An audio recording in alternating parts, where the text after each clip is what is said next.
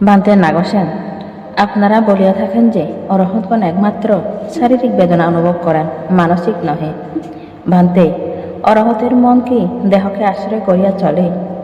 দেহের উপর অরহতগণের কোনো অধিকার ও স্বাধীনতা নাই কি?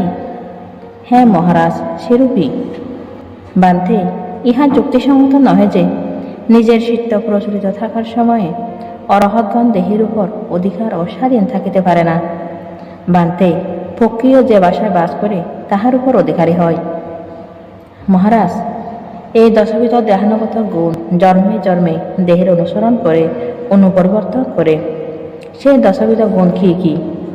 শীত উষ্ণ, ক্ষুধা পিপাসা, পায়খানা প্রস্রাব, তন্দ্রালস্য, জ্বর আবেদী ও মৃত্যু। মহারাজ, এই সকল বিষয়ে অরহতগণের কোনো অধিকার, স্বাধীনতা কিংবা বশিতা চলে না। বাদে কী কারণে দেহের প্রতি অরহতগণের আদেশ ও প্রাধান্য চলে না? দয়া করে আমাকে ইহার কারণ বলুন।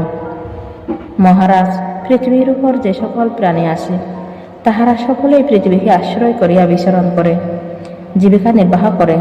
অথচ মহারাজ, পৃথিবীর উপর তাহাদের আদেশ কিংবা আধিপত্য চলে কি? না বান্তে। মহারাজ, এই প্রকারে অরহতের চিত্ত দেহাশ্রয় চলে, কিন্তু দেহের উপর অরহতের কোনো আদেশ বা আধিপত্য চলে না। বান্তে, যে কারণে অরহতগণ কেবল দৈহিক বেদনা অনুভব করেন, সে কারণ কি? মহারাজ, অরহতের চিত্ত সমাধি ভাবনায় সুভবিত, উত্তম রূপে দমিত, বাধ্য ও আজ্ঞাবহ হয়। সুতরাং তিনি যখন দৈহিক দুঃখ বেদনা দ্বারা সংশ্লিষ্ট হন, তখন সংসারের অনিত্যতার ধারণাকে দৃঢ়রূপে গ্রহণ করেন, সমাধিরূপে স্তম্ভে স্বীয় চিত্তকে আবদ্ধ করেন। এই প্রকারে তাহার চিত্ত চঞ্চল হইতে পারে না, উহা স্থির ও অবিক্ষিপ্ত থাকে। বেদনা বিহারজনিত বিস্ফোরণের দ্বারা তাহার দেহ আলোড়িত, প্রকোপিত ও আমূল পরিবর্তিত হয়। মহারাজ, এই ক্ষেত্রে ইহাই কারণ যাহাতে অরহতগণ কেবল দৈহিক বেদনা অনুভব করেন।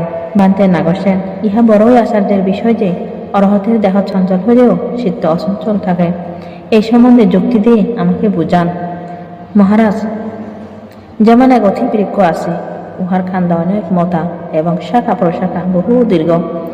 যখন জোরে বায়ু প্রবাহিত হয় তখন উহার মোটা কাণ্ড কি আন্দোলিত হয়? না বান্তে, সেইরূপ হয় না। মহারাজ, সেরূপই অরহতগণ দুঃখ বেদনায় স্পৃষ্ট হইয়া সংসারের অনিত্যতার ধারণাকে দৃঢ়রূপে গ্রহণ করেন, সমাধিরূপ স্তম্ভে স্বীয় চিত্তকে আবদ্ধ রাখেন। সেই সমাধি স্তম্ভে উপনিবদ্ধ তাহার চিত্ত কম্পিত হয় না, বিচলিত হয় না, অবিক্ষিপ্তভাবে স্থির থাকে।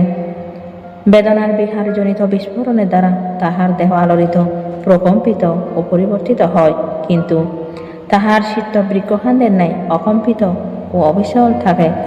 বান্তে নাগসেন, বড়ই আশ্চর্য ও অদ্ভুত যে এইরূপ সর্বদা প্রজ্বলিত ধর্মপ্রদীপ আমি আর দেখি নাই।